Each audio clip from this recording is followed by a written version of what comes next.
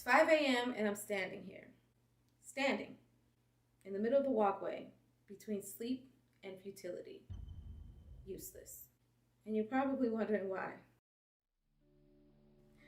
I'm also halfway between my last month of pregnancy. Yeah. Yippee. I'm happy. I am. I'm tired. It all started this morning when I woke up late. Again. So I had to skip my beautifully planned workout and meditation session, which I promised myself I'd do faithfully when I got pregnant, because that's the optimistically superwoman thing to plan for a first-time mom, right? Well, instead, I had to rush to the kitchen to make breakfast. Not because I was excited to eat. Honestly, that's one of those myths I've yet to understand. Food isn't nearly as exciting as I thought it would be when I got pregnant. No, it was because if I didn't eat, then I wouldn't be able to get as much iron in my system as necessary to overcome this anemia, which is apparently a thing when you're pregnant. So anyway, I made do with breakfast, and then came the daily grind. Responding to emails, editing videos, nesting.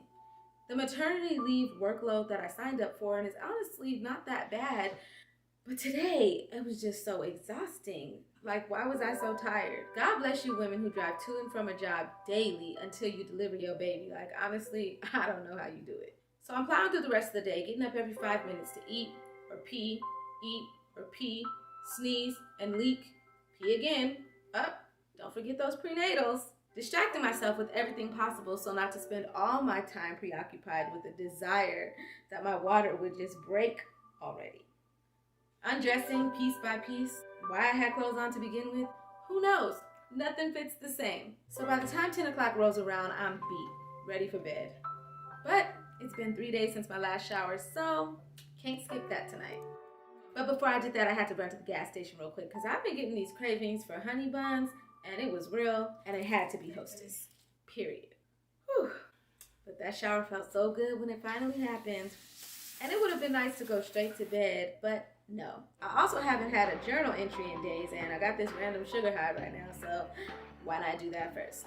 Then, of course, I couldn't go to bed without first hitting up Dr. Google, as my OB likes to call it, because I need to understand some things. Like, why does everything hurt, Google? And how do I survive this night?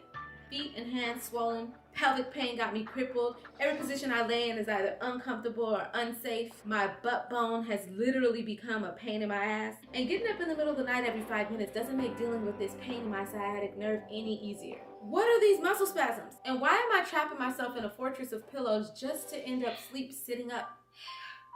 I'm so jealous of my husband. So after dismissing all the blogs that said I was dying, I finally came to accept that it's just typical pregnancy discomfort. And honestly, even though there's a lot of pain and agony, there's nothing like feeling my baby move in my belly. She's so sweet. So now I can finally go to sleep.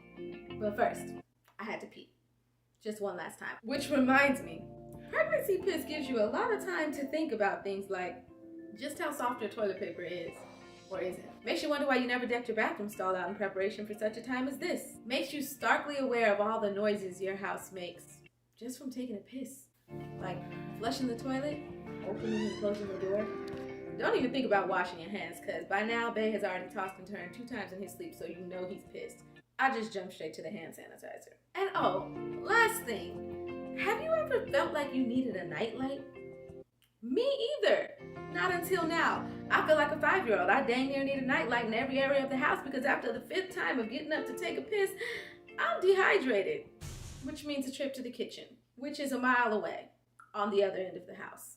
And hey, while I'm at it, why not grab a snack too? And since I've gone through all this trouble, bumping into walls, opening and closing doors in my own house like I'm a burglar, then it's definitely not exciting thinking about molding myself back into bed, comfortably enough to sleep an aching hour or 2 more before having to do it all again. And that's why I'm here, standing in the middle of the night or morning, contemplating sleeping on the couch, and talking to a camera, thinking about all of the other women who go through this, or worse, and never get a chance to tell about it. Moms who love their babies so much they say crazy things like, I'd do it all again if I had to. Women who've been doing this for centuries, before modern medicine, hospitals, and private care, picking their tired selves up every 3 hours to nurse a baby, to nurture their family, take care of their home, jobs, errands, raising kids until they're old enough to be disrespectful enough to spit in their mama's face as if she didn't have to go through hell and high waters to not only get them here, but keep them here. Moms who never have it all figured out, but have learned to stop expecting perfection or to be understood or acknowledged, and just grind every day to take care of their families despite what it puts them through, because that's what they were created to do. Thinking about how it all starts here. 9 months of preparation for a lifetime of terrifying, uncertain, exhausting work. The hardest job anyone will ever do. So I'm realizing becoming a mom is only half the battle. And if all these virtuous women can do it, then surely I can too, right? And at the end of the day, or night, at least 5 a.m. trips to the kitchen mean I get to see the sunrise. Sometimes.